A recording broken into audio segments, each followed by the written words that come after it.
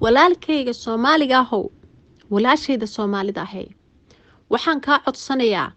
haddii aad aragtid videogan inaadan ka sii jeensan adiga oo aan dhamaysan fadlan ilaahay baan kugu dhaarshay ha ka sii jeensan hadda yarsan waxa meeshan ku jiro videogan waa video runtii aniga qiiro igeliyay oo runtii qof kasta oo damiir leh oo Soomaaliyana uu ka murugoonayo oo ka ooyayo waayo hooyada intaas la eg oo da'da ah iyo wiilkeedii oo stroke ku dhacay iyo ilmo yar yar ah oo Soomaali ah oo mid qaangaar ku jirin oo sidaas u rafaadsan oo sidaas u gaajaysan oo sidaas hooyga noocaas ugu jira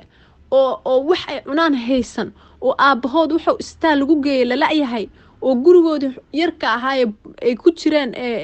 buulada ah biyo kala tageen oo maanta meel ay aadaan ay haysan iyo waxay cunaan iyo waxay cabaan oo dad muslim ay ka soo dhigeen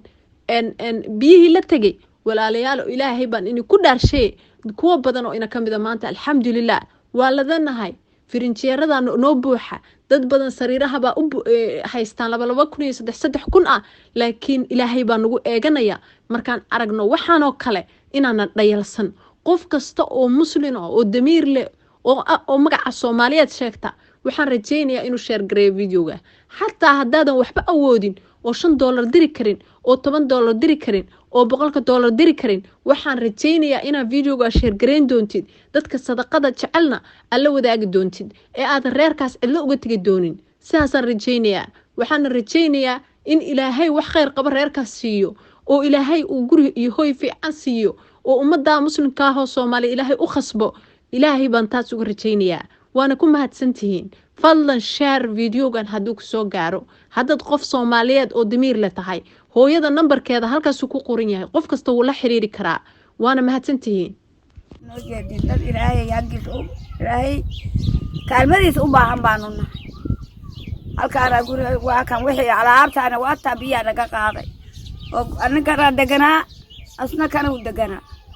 marka hadda biyihii baan ka qaxnay qaxbaan halkaa la joognaayo guri ijaara saasaan u gelinay waa nin dhinac u yaala oo 5 caruur ay hooyadoo 7 ruux weeye anoo hooyadiis ah marka muslim iyo muuminiin waa u baahanaa ilaahay muslimiinta waxa khayr qaba naga siiyo kan ajar alle naga siiyo amiin waka ana kana deganahay biyo uga qaxay asaga kana deganaa biyo uga qaxay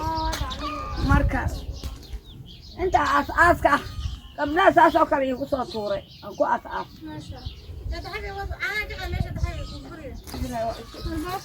joodaradoodii oo biyo ka qooyeen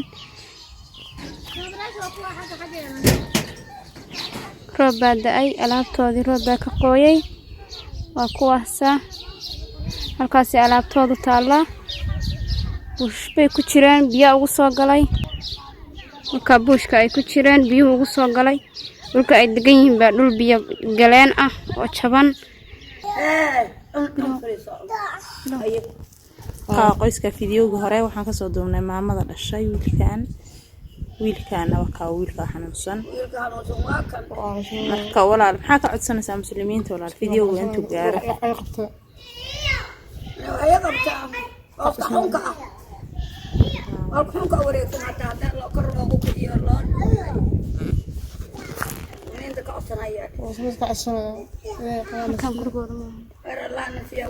gurigan ayagu male biyo baa meeshood ku qaatay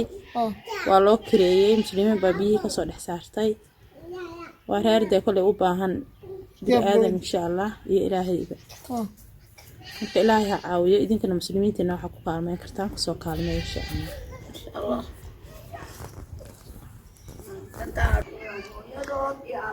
waa caruurtii wiilku dhalay waa 5 caruur mid baa ka maqan hadda waa 4 yararka iyo mid maqan oo ka yar